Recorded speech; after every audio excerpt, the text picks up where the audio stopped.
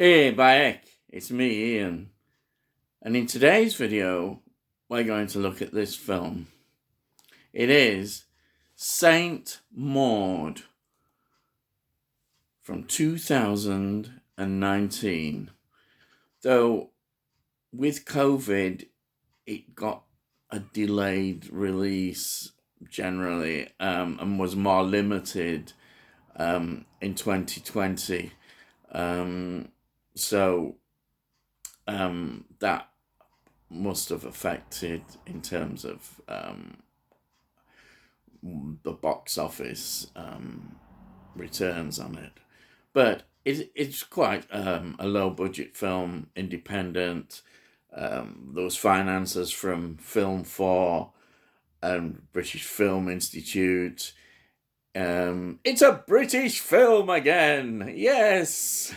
But A24 and Studio Canal were involved in the distribution in America as well. There we are on that bit. What I'm going to say about this film is it's a film that I could just talk about and talk about. And you know what this film represents to me? When they say, hey, they don't make films like they used to. Well, yeah, I mean, most of what I seem to review often is very older films. Well, not very old, but older films and looking back at the history. But it also proves that you don't have to be Hollywood centered. Why is everything Hollywood centered sometimes? I kind of sigh. And for me, the heart of films and the enjoyment I get is more from the independent. Not I'm saying I don't enjoy Hollywood films, I do, but sometimes these can get overshadowed by how good they are. I accept, you'll get the normal, hey, buy it, it's a bit slow, is that? Everybody wanting instant this, instant that, wanting all the action films. And, I accept we all enjoy that sometimes. But then I really enjoy something which can be, well, almost like you say a slow burner or something which is atmospheric. I mean, one of the things about this film, it reminds me so much of another independent kind of film, which was Under the Skin. Now, I don't know if you've ever seen Under the Skin. Under the Skin is just, wow, it's another film that blew me away. Again, a lot of people complain and moan about that, but hey, there we are. That's how it goes. But these are beautifully crafted films. I just get so much enjoyment from all these kind of films. How would you describe this film? Well, you could say it's a psychological horror drama. You could say it's a thriller, even in many ways. Not in the classic way you would look at a thriller, because thrillers have certain names. That's why I suppose it gets the more psychological, but the horror, even supernatural, you could argue. Mental illness as well is a big part of this film. Loneliness. There's so many different things. Religion, of course, religion is such an important part as well.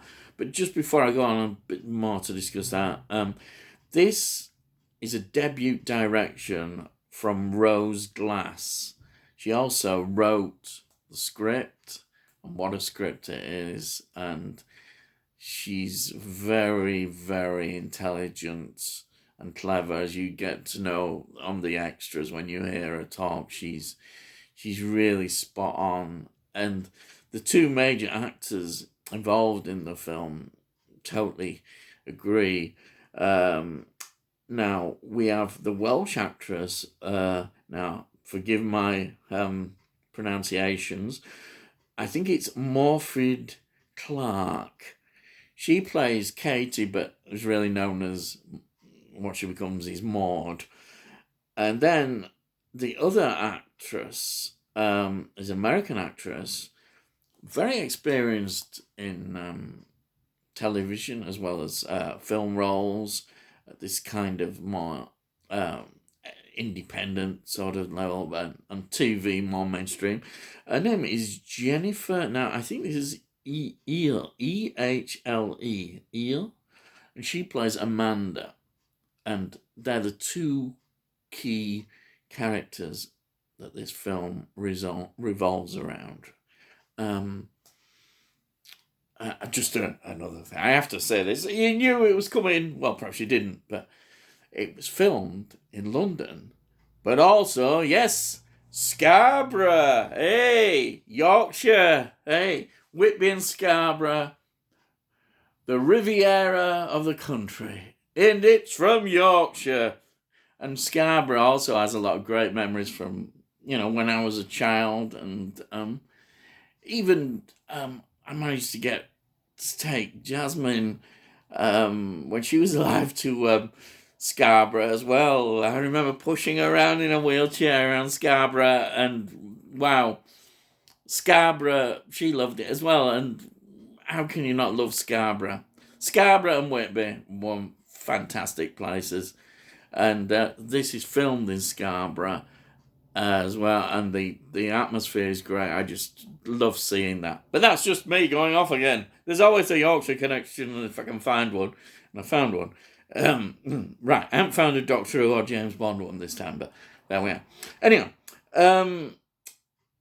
what the film, the story really is about Katie Maud, who, well, she, unfortunately for her, has to leave a job, what she was previously doing, in that a patient that she tried to revive, it didn't happen, he died. And so now she's been employed again.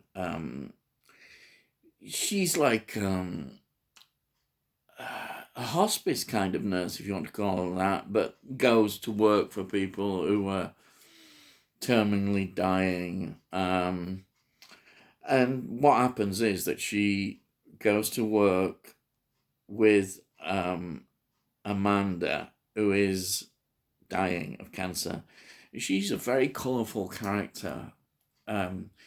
She was a dancer, and she knows that she's dying.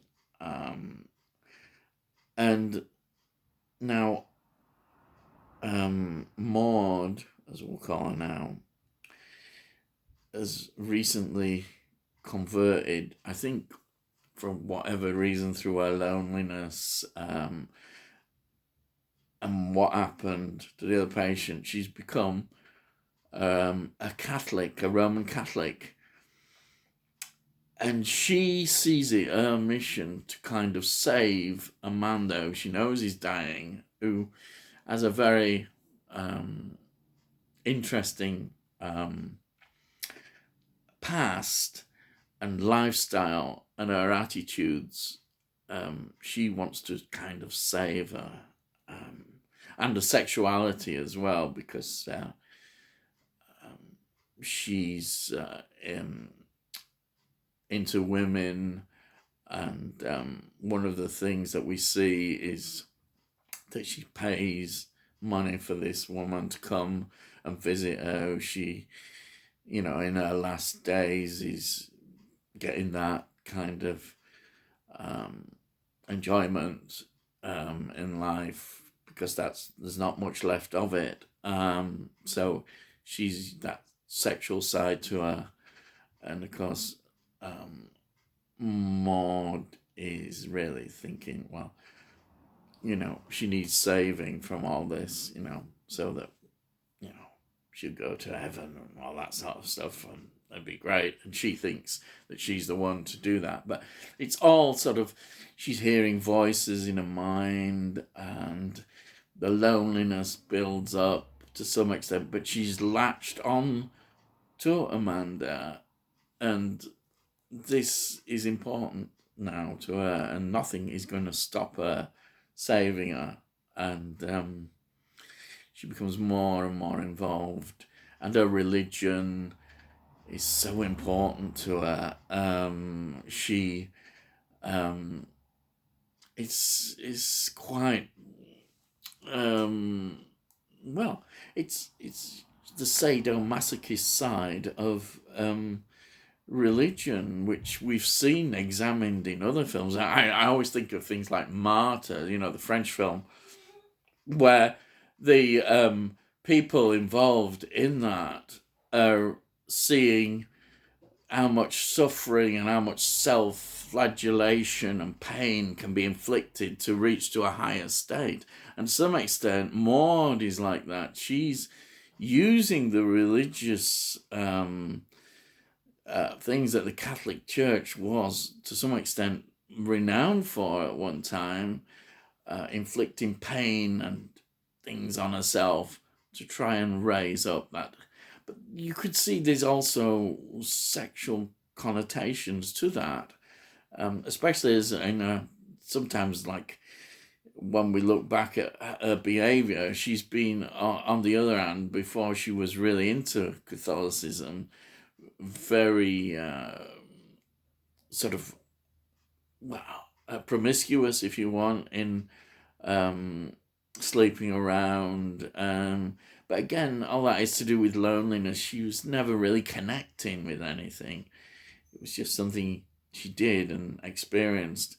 But religion has given her something really important as she sees it in her life.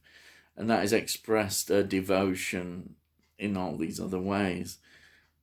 It's beautiful where this film just looks inside the character.